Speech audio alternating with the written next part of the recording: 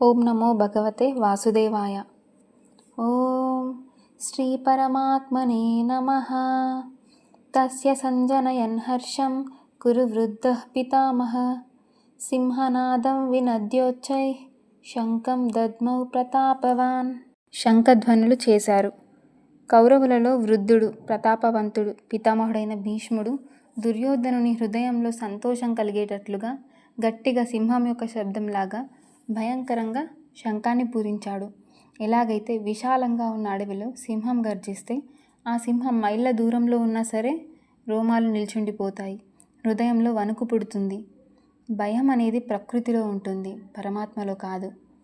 అలాగే బ్రహ్మరూపమైన భీష్ముడు గనక గెలిస్తే మనం ప్రకృతి రూపమైన ఎంతటి భయంకరమైన అడవిలో ఉంటామో అంతకంటే అధిక భయంకరమైన స్థితిలో మనను బంధిస్తుంది.